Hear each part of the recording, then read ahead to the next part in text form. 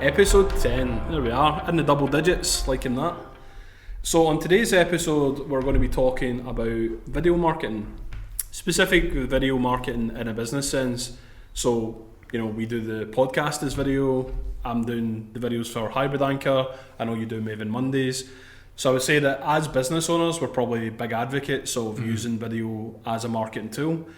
And the reason for that is clearly because we see benefit in it. But I thought what would be quite good to do is pull back the curtain, look behind the camera and actually work out what's the strategy of that. Why are we using video? How is video used in a modern context? And maybe show us some of the strategies and tools that we use. You want to kick us off, Mark? Yeah, definitely. Video is so important. You'll just go into any social media platform now and it's really driven by video. There's even tabs on Facebook where you actually have to watch video, so it's really, really powerful. I've found video massively valuable. As you just touched on there, I started doing Maven Mondays, and it's really, again, all about adding value to my audience. And what I was doing is, because we're a trusted expert, Maven meeting trusted expert, we were just delivering high value content, but I wanted to try and get myself over differently. Everybody at that time was doing lots of blogs and articles and ebooks, and I was like, not a lot of people were doing video as much. And I basically got a small, a lot of people won't like this because it's like you're not using a Sony SLR camera, but I got an iPhone, makeup ring light, and I just videoed myself doing these Maven Mondays. And it was like I've managed to pick up so much business from it because people used to go, "Oh, this Mark, I know you." Together. I was like, wait a minute, did you just say you recorded videos on an iPhone? Yeah. What do you mean? I know, don't deal with these video people. But see, to be honest, when you can shoot it in 4K and 1080p, and it's decent for social media purposes. Yes, we're shooting video professionally here. It's for podcasts, it's for YouTube, we're trying to do it in a professional way. But you do have different content variations, and again, it's budget. It's down to budget. Not a lot of people have money for a video, but marketing there as well, or a video budget. So you have to use what you've got, and having an iPhone is easy. You can use it, and you can see that. You've probably seen the bad uses of video.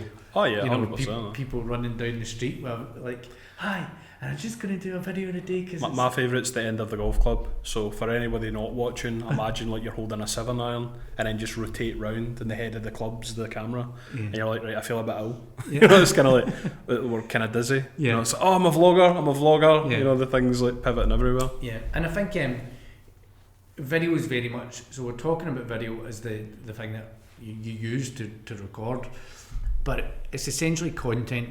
It's a different type of content. So you've got podcasts, you've got blogs, you've got video, but you've also got different forms of video and different variations of video. So you've got short form video, you've got Instagram stories, which is a different type of kind of video that you would use. You've got long form video with YouTube and things like that as well. Movie premieres. You have to use, you have to basically have a plan or a strategy in place about what you're going to use and when, and maybe actually going, right, so what is my content plan and what is my video sort of content plan? So am I going to do Instagram stories? What we started doing just quite recently is TikTok. Okay. So we're doing TikTok videos, and it's a different type of format that you kind of have to use because you're going to have to be a little bit funny, a little bit quirky. So we're trying to I was in here actually, and I was doing it against this wall and doing it against that wall, and then trying to move around just to try and make it a little bit quirky and a little bit different, a little bit funny as well.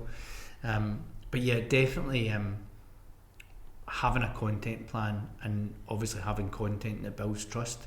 I know probably some of a little bit of experience because I don't think I've ever said this to you. I'm not sure I've ever said, but when we started off, I was obviously doing Maven Mondays, but you were doing Loud and Design. Yeah, Loud and Design TV. Video, and I was always like, Money, well, that's pretty good. How did he do that? And so you were sitting behind the desk at sometimes. It's like a presenter, but it was so good. It was like that, and I'm doing it in a iPhone, whereas you were definitely doing. I used DSLRs. But it's again, sorry, I'll let you jump in, but I started it on my computer. Like that was my Maven Monday. I was like on the webcam, just on the cam. And I've always kind of talked about this, about actually maybe going back and maybe deleting all my videos from the past. I wouldn't. But actually, it's great just to even see the story of how the videos get better, and it's changed as well. The technology's changed over time. But yeah, so your experience of video, and what if you tell me a little bit more about that as well. Well, I knew when I started the business that I was going to have to kind of make an impact. So there was a certain level of me that was unsure and apprehensive about the business community. So I knew at that time hundreds of developers, hundreds of designers. Part of the reason why I'm so well connected in the digital sphere is I've gave freelancers work for years. I've worked with many people. I'm quite well into that kind of network. And I'm interested in technology, so I'm surrounding those kind of networks. But when I came into the business space, I thought, nobody knows me. And I'm a big people person, and I'm thinking, how do I put my personality across in a blog? Now at that point I was doing a thing called Early Wake, Daily Write. And it was all about writing about 2,000-3,000 words per day, like before you started your work. So it'd be like waking up at 5 a.m, you'd write 2,000-3,000 words, and then you crack on. But what I kind of noticed was, although I would kind of write the blog post, it would get an initial spike and then it would die down. And I was thinking, that's a hell of a lot of effort and a lot of research to write those blog posts, and it's not really getting me the leverage much after it's been written. So I do get a burst, but then it kind of quietens down. And I kind of thought, right, hang on, I'm looking at all these American companies and they're all using vlogging as a method to promote themselves. And I think it's interesting to get around companies that do that, because it kind of opens your eyes to that's an effective way. So I mentioned Sean McCabe before. He runs a thing called Sean West. And I remember talking to my wife where she's like, oh, see that bloody tune? And I'm like, duh, duh, duh, duh, duh, duh, duh, right? And it was just repetitive. And it became almost like you were like brainwashed into, right, this is this brand. I can't wait to see the next video. I was like a chain watcher, I was like buffering it, like long before Netflix binge watching was a thing. There was me binge watching podcasts. I was completely obsessed. But what I liked about it is they'd done it through video. So I kind of felt like I knew him, even though I'd never met him before. And I thought I would love to do that with this audience. And I thought, I can speak well, I can present, I can do public speaking. And I think video is a very natural format. So when I kind of set up, I was thinking, how am I going to do my marketing? That was what it was. And I'm not a marketeer, so I don't really know the best ways of marketing or getting out there. So I was thinking, what's the best bang for buck? I've got a DSLR camera. I've got all these kind of G7Xs and tripods and every kind of gadget you would want to have. And I thought, if I could hire someone as like a videographer and just have them follow me, and then I could just show them behind the scenes of the business, how the business is built, and I could just like kind of drop wee kind of nuggets, and they could kind of episodically kind of build this series. So my idea was to show something that had never been showed before, which was like the construction of an agency from like a flat start. And I thought, if I build it up and show people that way, they'll see it with blemishes and all. And I was talking about things like sales strategies and how we were hiring the team, how we were like affording to do X, Y, and Z. But it actually brought people really close to us, because people were thinking, you're quite transparent about how you're building this company. It isn't all super happy clappy, that kind of way. It is quite upbeat and there's a general positivity, but you're not really holding back on any of the sort of other things that are going on. And I just thought it's a great way of showing case studies and showing what the team do, and likewise that you're building a team. And my biggest regret was actually stopping doing it, because I went from weekly content to daily content, and then I actually just stopped altogether. And how did you, I've got a couple of questions there. So how did you manage that with your time, like doing daily content and weekly content and editing the video? So when I done the daily content, I was told by Zach, so Zach's an award-winning videographer, fantastic guy, really talented, and he said to me, it's impossible to film more than, say, 4 or 5 episodes a week. To go daily, I can't see it. And I'm like, you're not thinking fourth dimensionally, Marty. Like, he's not thinking about it the right way. And I was like, so if I can show you how it's done, will we then be okay with doing it that way? And he's like, yeah, it's impossible though. And I was like, okay, cool. Grab your camera, let's go next door. So we went through to the filming area that had what you were talking about, the red backdrop with the desk, and I set up like props and all that. And I says, okay, video 1's going to be about conversion tactics. Hi, I'm John Lydon. Today's video we're talking about conversion tactics, blah, blah, blah. 1, 2, 3, 4. 5 tips, fantastic, sign off. I'm talking at Revitalise next week, make sure you follow along. Cut, done. Happy with that? Cool. Next video we're talking about conversion funnels. Boom. This week we're talking about, so I just done them in a row. So what I would do is I would change my tie, I would change my shirt, I would change my hair, my glasses slightly, I would change the props, I'd rearrange things. But I basically recorded 6 to 8 episodes in a row like that, right? 6 to 8 episodes, and he was like, holy shit. I mean, as if like, that is ridiculous. Yeah.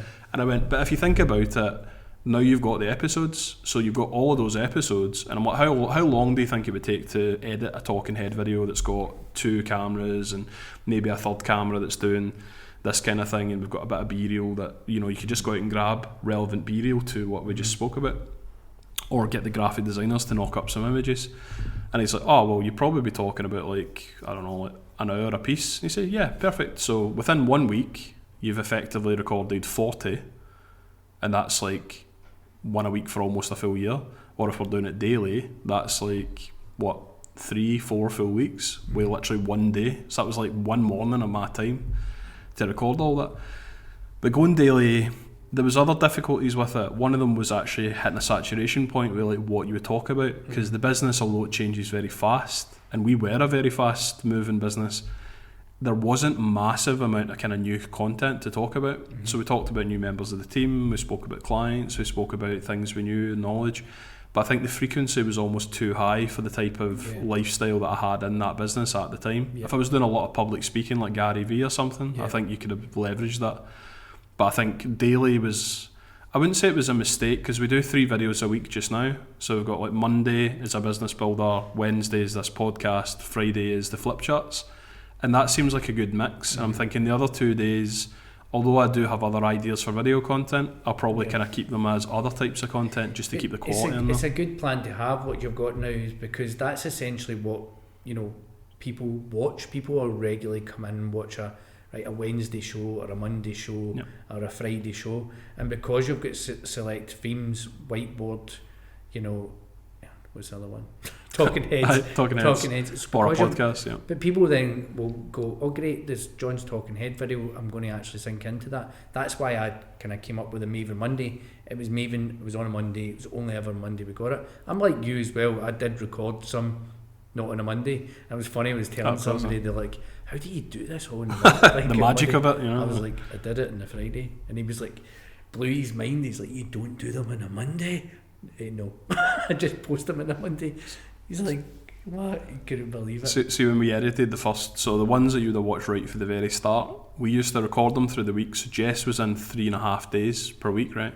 So she would record all the B-roll, all the clips, all the kind of talking parts, and then every Saturday I would come in. So that was one of her days she worked, and it was a full day, and I would come in with her on a Saturday and edit that one show, like every single time. But I get a lot of comments on that, because people are thinking it's cool to see behind the scenes, and there is like a kind of, it's like a rawness about it. So I mean, obviously, like, this is video for business. People are trying to, give themselves a good brand reputation. So what sort of tips would you give them? I mean, there's things like obviously like 3-point lighting.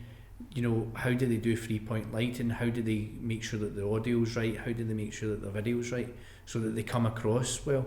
What sort of tips? So I think the tips I would give is buying like lighting equipment is really cheap. You can go on eBay, Amazon, and buy like kits that are already kind of pre-built for vloggers, because they know a lot of kind of kids and stuff like that will want to do YouTube, or grown-ass men like us.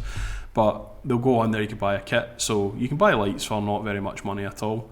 I would also recommend having things like redundancies. So every now and then you'll kind of like fat elbow a light and you'll smash a bit of glass, or you put it in your boot of your car and you'll hear it go crunch. So you do need to think about the redundancies of your kit. But for a very nominal fee, you can get like sort of 3-point lighting. So the idea with 3-point lighting is you would have a key source light, like your main light. You'd have a secondary light that would fill in some of the shadows in your face. Generally it's kind of like a couple of tones lighter. So if you get lights that have like 4 switches in the back, you might have say 2 switches on the side light.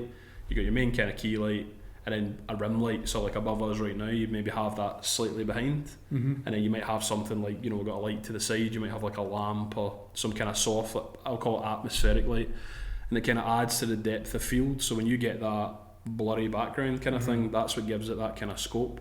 But you'll notice if I just record you normal and then I record you with 3-point lighting, you will look much more professional when it's lit like that. But the big thing I would say is for anyone producing video content is, even if you're doing it on a phone, buy a proper microphone. So there's lots of, like, I've got a Rode mic that goes into my iPhone, and I can literally just kind of tuck it down my shirt, stick it in my pocket, and then when I do public speaking, I record the audio natively onto my phone. One, it gives me something to listen back to work out where I had mistakes, but it also gives me a second bite of the cherry for social media content. And then I can have a camera at the back of the place or whatever recording me to do that. I don't think you do need to have super fancy camera gear. I think the iPhones and smartphones are really advanced right now to do stuff. But there is ways of obviously enhancing that. So lighting and audio is one of them. But, you know, if you can, buy a DSLR camera. So I bought the proper like macro lenses so I could get that really super deep depth of field, because I love that like blurry background. I love that blurry. Draw you back in, and it's like, and it's not like zoom. It's hard to kind of say to something if they've never seen it before. So having that like focus on the subject and the background super kind of furry, it's good. I watched there's a couple of guys, I think they're from the Czech Republic or Norway or something like that, but they done a brilliant kind of episode on YouTube talking about 3-point lighting, and they were kind of showing like literally you could have a lamp with no shade on it, and then the secondary light could be a big massive piece of tinfoil that's wrapped around a hula hoop or a cardboard box, and it's just off frame.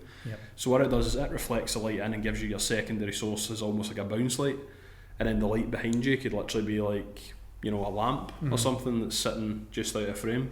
Because when you look at something on YouTube, like, I might see you framed like that, but the reality is if I kind of took the camera out, I'd see all of a sudden, you know, there's two dudes sitting there, and there's a big light, and there's other lights, and there's throw lights, and but it makes it much more professional.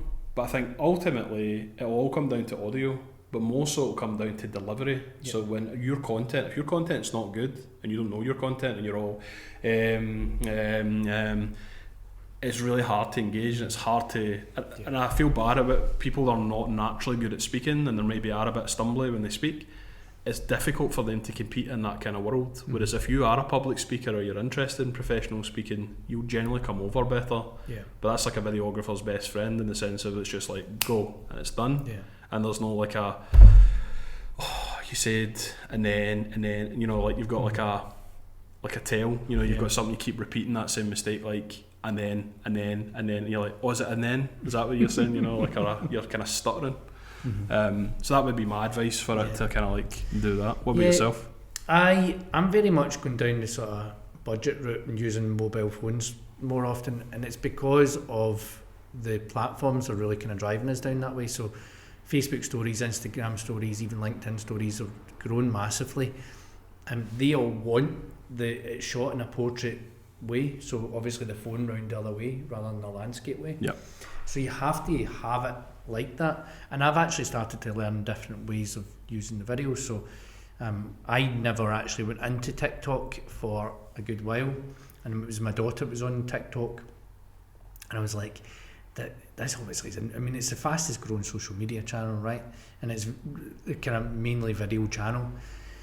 And I was like, maybe I should start trying to get into it, but I had no clue what to do. She taught me how to use TikTok, and I was like, but what about editing videos? Because like I go on and I'll use my video editing software, so how do I do that? I push that into the phone and edit it there. And she's like, no, you just use this app. So that's loads of them, but I use one called CapCut, and then you add it in and you can cut and basically splice in different parts of it, and it's really quick and easy to do. And because it's on the mobile phone, you literally just upload straight away native video just there and then at that time. And it's very, very easy to do. It gets your brand across. So ultimately, you know, to do it, you can do it obviously by budget, but you need to make sure that you get your content right and have your content plan. So yes, you can do what you said, well, like Davey Hutton does, and he can just kind of jump in and go off the cuff with certain things. That's important to do, but you need to have it around a theme. And I think, again, what you do, having it in separate days is great to have, and have your videos on these separate days. I think as well, if you're doing it, have a TikTok video on a certain day, or the TikTok, Instagram, you do some stories on maybe one Monday, Wednesday, Friday, and a Tuesday, you know, Thursday, then you're doing something that's a bit more kind of long form. To do that. And trying, as you said, I think the longer form content, trying to do it professionally, You can actually probably, the tip is probably try and do more in the one time so that you give yourself a buffer. But these ones with like mobile, on the mobile phones, you're probably want to do them. They're quicker, sporadic, more reactive. They're like minute videos. You can probably cut them in a minute as well. But ultimately, what you want to be trying to do every single time is make sure you're entertaining people in the content, giving them value, because that's the way that you're going to actually, get any sales, get any business, teach anybody. Yeah, of course. Well, whatever purpose that you're trying to do video for. If you're just going to come across, and you said yourself, if you don't really, how to speak in front of people. It's difficult, and I get it as well. It's humour as well. People have been thrown into that scenario though, haven't they? In the sense of like, so I think that for every one person like us, there's probably like hundreds that are going, I should probably do some video content because everybody else seems to be doing video content, and I do see it. Like, I think it was Greg Friel done one the other week, and he was kind of like, have you seen this guy? And he dressed up in a suit, and he's like, is the camera on? Yes, I'm from such and such accountancy. Is it recording? Like that. And you're like, they're uncertain, whereas it's like a younger person, not necessarily a younger person, but somebody that's more embracive of technology, they probably just get right into it in the sense of, I mean, if you think about it, we're going to be like the old dudes within, probably even now. Yeah, we're already the old dudes. So like when you see the new upcoming kind of generations and stuff, they've actually grew up natively on those kind of structures. So when I was younger, vlogging wasn't a thing. No. Whereas then I follow it and I'm thinking, I'm sitting slagging them off going, why are you watching YouTube about somebody opening toys instead of opening toys yourself? That's just sad. But then I watch people on YouTube doing all different things, which again, you could just do the exact same analogy. But I was going to talk about a little bit about the strategy and also how you keep your content fresh. So first, we were kind of touching on it there with that idea. So the 3 E's, right? So you've got educate, you've got engage, and entertain. And then entertain, right? So you need to think about it that way. Like, so unless you're like a comedian, you're funny, right? Then it's difficult. So not everybody is naturally funny. Educational content is one of the ones I default to. I think it's nice for 2 reasons. One, it shows your subject matter expertise, but also it then plays into e-learning, which is obviously what we do. So there's like a kind of natural kind of dovetailing there of those 2 things kind of cross over and strengthen each other. And then obviously the other one's engagement, but you'll kind of see it like, and again, I've been questioned on this about my social media where people say, I don't really understand that, why are you always championing other people? Or, I'll kind of put out and say, oh, this is amazing, look at what Mark did here, and this is brilliant, and I'll big you up, because it's like, you're going to feel good about being featured on my, it's not my channel, but it's like, you're going to feel good about being featured on my LinkedIn, I've drew attention to you, and nobody doesn't like that. Everybody's going to like that. So I think that's the kind of strategy I would go for video. But a lot of people are also worried about running dry. So how do we make sure we've got enough topics, or so it's like something like the podcast, you're thinking, oh, how many topics can we have? And I think we brainstormed for about an hour and we had like 100 episodes or something. But sometimes that's not the case. Sometimes you're thinking, right, I'm actually doing a YouTube series about R&D or something like research and development grants, and I'm thinking, what can you really say? But what they should really do is break it into pillars. So I've always kind of said content pillars. So like you could do, let's say you had 5 pillars. First pillar could be about your brand. Second pillar could be about case studies. Third pillar could be about tools. Fourth pillar could be about customer testimonials, or like even interesting things happening in your industry.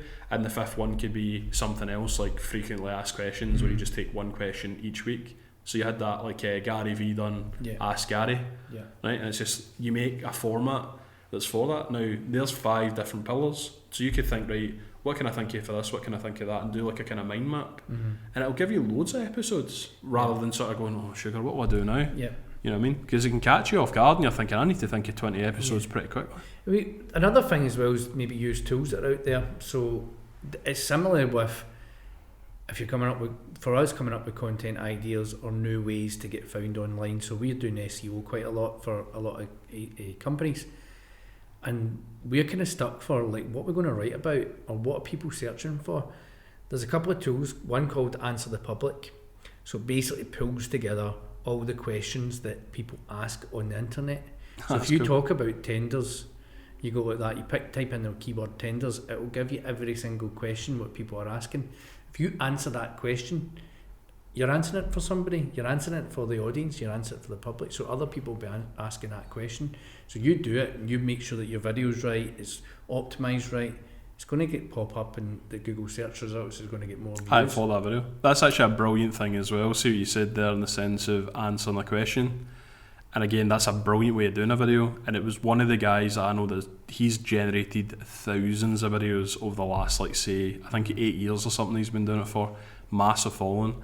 That's exactly it. So people will say, you know, how do you get so much stuff done? And he's like, here's my video on time management. Yeah.